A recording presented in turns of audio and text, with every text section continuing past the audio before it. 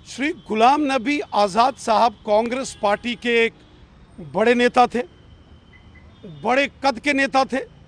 गुलाम नबी आज़ाद साहब ने कांग्रेस पार्टी से त्यागपत्र दिया है। ये कांग्रेस पार्टी का एक इंटरनल मामला है, उनकी अपनी आंतरिक राजनीति है। लेकिन जिस प्रकार त्यागपत्र देते समय श्री गुलाम नबी आज़ाद साहब ने कांग्रेस पार्टी पर गंभीर आरोप लगाए हैं कि कांग्रेस पार्टी में इंटरनल डेमोक्रेसी नहीं है, कांग्रेस पार्टी रिमोट कंट्रोल से चलाई जाती है और कांग्रेस पार्टी में दिखावा और छलावा बहुत ज़्यादा है। इससे एक बात प्रमाणित होती है कि कांग्रेस पार्टी सिर्फ एक खानदान की पार्टी है। कांग्रेस पार्टी के अंदर सिर्फ नेहरू गांधी खानदान से आने वाले नेताओं की कदर और इज्जत होती है। अन्य नेताओं को कांग्रेस पार्टी में प्रताड़ित किया जाता है। जिन गुलाम नबी आज़ाद साहब ने अपना खून पसीना लगाकर दशकों तक मेहनत करके न केवल जम्मू कश्मीर बल्कि पूरे भारत में कांग्रेस पार्टी को ऊंचाइयों तक पहुंचाने में अपना योगदान दिया, उन्हीं गुलाम नबी आज़ाद साहब को मजबूर किया गया कि वो त्यागपत्र दें। गुलाम नबी आज़ाद साहब लगभग पिछले 2-3 वर्षों से जिस प्रकार से उनको प्रताड़ित किया जा रहा था, बार बार उनको अपमानित किया जा रहा था, बार बार श्री गुलाम नबी आज़ाद साहब की कांग्रेस पार्टी के अध्यक्षों द्वारा जो उनको इंसल्ट किया जा रहा था, उससे दुखी होकर श्री गुलाम नबी आज़ाद साहब ने कांग्रेस से त्यागपत्र दिया है।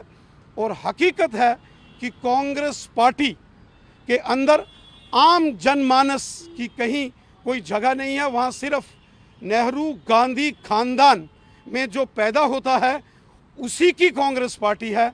श्री गुलाम नबी आज़ाद साहब के कद के बड़े नेता का कांग्रेस ने ये हाल किया है, तो वहाँ अन्य जो नेता हैं या छोटे स्तर के जो कार्यकर्ता हैं उनका क्या हाल होता होगा, वो तो आप सोच भी नहीं सकते।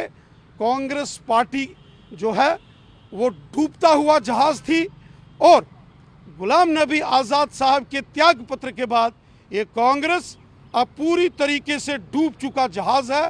कांग्रेस का बंटाधार हो गया, कांग्रेस की नैया डूब चुकी है और कांग्रेस हमेशा हमेशा के लिए लुप्त होने के कगार पर है। देखिए, श्री गुलाम नबी आज़ाद साहब ने कांग्रेस पार्टी से त्यागपत्र दिया है। भविष्य में वो क्या निर्णय लेंगे ये उनका निजी फैसला होगा, ये उनका प्रेरोगेटिव है कि वो आगे भविष्य में अपना राजनीतिक क्या निर्णय लेते हैं। लेकिन एक बात तो तय है कि कांग्रेस पार्टी ने जिस तरीके से उनको अपमानित किया गया, वो ज़बरदस्त घुटन महसूस कर रहे थे। गुलाम नबी आज़ाद साहब अपने आप को अपमानित महसूस कर रहे थे। गुलाम नबी आज़ाद साहब को इस तरीके से कांग्रेसियों ने प्रताड़ित किया कि उनको वो खून के आंसू रोए। और जो पत्र उन्होंने लिखा है, देश की आंखें खोल देने वाला पत्र है। और जो कांग्रेस के अंदर लोग काम करते हैं उनको भी अंतर्मन में झांक के देखना चाहिए कि अगर गुलाम नबी आज़ाद साहब को इस तरीके से कांग्रेस के नेतृत्व ने प्रताड़ित किया, जिस व्यक्ति ने एक पार्टी को खड़ा करने में खून पसीना बहाया, उसी को इतना प्रताड़ित किया कि खून के आंसू उनके बहे और उन्होंने कांग्रेस को अलविदा कहा।